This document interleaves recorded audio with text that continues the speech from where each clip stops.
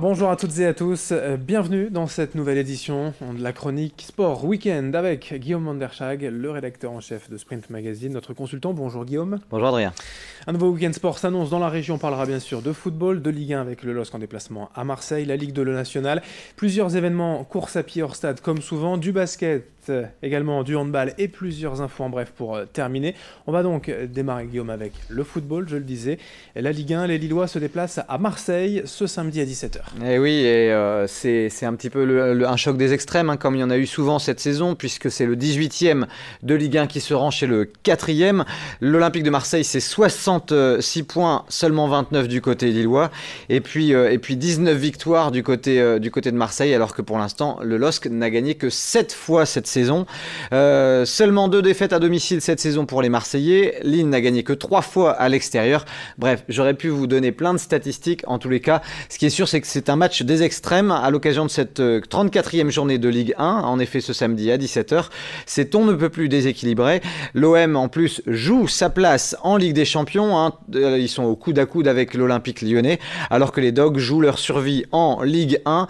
Donc c'est pas forcément bien engagé, mais malgré tout, en conférence de presse, Kevin Malcuit a essayé en tous les cas d'être plutôt optimiste. Il a déclaré: l'OM est une grosse équipe, mais on a travaillé toute la semaine pour cette rencontre. On sait tout à fait à quoi s'attendre. On sera prêt pour le jour J, tout est possible. Nous avons d'ailleurs gagné à Lyon. On fera en sorte de gratter des points face à l'Olympique de Marseille. Donc c'est tout le mal qu'on leur souhaite, mais ce sera pas facile. Et vous avez une autre déclaration, je crois, une vieille connaissance du LOSC, l'entraîneur Rudy Garcia. Eh bien sûr, Rudy Garcia qui est allé de ses petits commentaires. Bien sûr, il a rappelé combien il était supporter de ce club devant l'Éternel. C'est quand même un club avec lequel il a gagné des titres. C'est son club de formation. Mais il a déclaré, lui aussi, en conférence de presse d'avant-match: vous savez comme je suis attaché à ce club de Lille, mais samedi, je serai leur pire ennemi. La seule chose qui m'importe est de prendre les 3 points. Ils n'avaient qu'à prendre des points avant et ils en prendront peut-être après. Mais nous, ce samedi, on va tout faire pour prendre les 3 points et l'emporter. Donc voilà, il a même dit qu'il reprendrait son costume de supporter, mais après le match. Mais je pense qu'en effet, il ne fera aucun cadeau. Alors, c'est une belle équipe de Marseille et ce sera franchement pas facile. Alors, votre pronostic, si je peux me permettre, pour ce match? Honnêtement, Adrien, je les vois faire un bon match, tout au moins une bonne entame. Leur première période contre Monaco, contre Bordeaux ou samedi dernier contre Guingamp avait montré quand même un certain renouveau dans le jeu. Mais bon, Marseille, cette saison, c'est franchement un autre niveau avec des joueurs notamment comme Thauvin, Payet et Rami. Point commun d'ailleurs entre ces 3 joueurs, c'est que c'est tous des anciens Lillois, même si Thauvin n'a jamais pris part à un match. Il a pris part à des entraînements, mais jamais à un match. En tous les cas, pour mon pronostic, 2-1 pour Marseille. J'espère m'en tromper, je vous verrai bien le LOSC ouvrir le score et puis se faire rattraper, prendre 2 pions par les Olympiens, parce que quand même cette saison Marseille, c'est franchement un ton au-dessus. On enchaîne avec la Ligue 2, le programme pour Valenciennes et Lens. Pas simple pour Valenciennes qui se déplace sur la pelouse de Lorient ce soir à 20h. Lorient, c'est le 4e de Ligue 2 et les Bretons sont souvent intraitables à domicile. 2 défaites, 30 buts marqués contre 14 encaissés. Une victoire et Valenciennes serait assurée de son maintien en Ligue 2, donc c'est bien sûr tout le mal qu'on leur souhaite là aussi. Et Lens à domicile. Lens semble avoir une rencontre plus facile à négocier ce soir également face au Havre, parce que c'est un match à domicile face à une équipe du Havre qui voyage très mal. Ils ont gagné que 4 fois cette saison loin de leur stade, les Havrais. Et puis là aussi, il y a une vraie chance de victoire pour les 100 et or, parce que en plus, ça assurerait le maintien quasiment, puisqu'il serait, je crois, à 39 points. Donc ce serait quasiment fait. Décidément, c'est quand même la tendance pour les clubs régionaux cette saison. Le maintien aussi, on en parle en national. Oui, parce que Dunkerque reçoit le leader, le Red Star ce soir. Boulogne reçoit Pau. Et là aussi, un succès dunkerquois, ce serait fait pour les Dunkerquois. En revanche, même une victoire de Boulogne face à Pau, il faudra encore un petit peu quelques points, peut-être 1 ou 2 points pour être sûr de rester en national. Mais je pense que ça va quand même le faire. Plus difficile pour Dunkerque de remporter face au leader de Ligue 2, mais pour ces 2 clubs-là, je ne suis pas trop inquiet. Allez, du sport professionnel au sport amateur avec les courses hors stade, des courses à pied, encore un beau programme ce week-end. Oui, beaucoup d'événements ce week-end. J'en ai sélectionné 3 pour vous. D'abord, la North-Trail des Monts de Flandre à Bailleul ce week-end avec un 25 km, un 42 km auquel vous allez prendre part, je pense. Eh bien oui, tout à fait. Et puis un 80 km, c'est d'ailleurs la première édition de ce North-Trail. Ça va être avec pas mal de dénivelé. C'est pas encore l'Ultra-Trail du Mont Blanc, mais en tout cas, c'est un très beau trail. On attend entre 2800 et 3000, 3200 participants participants. On leur souhaite une belle première édition, bien sûr.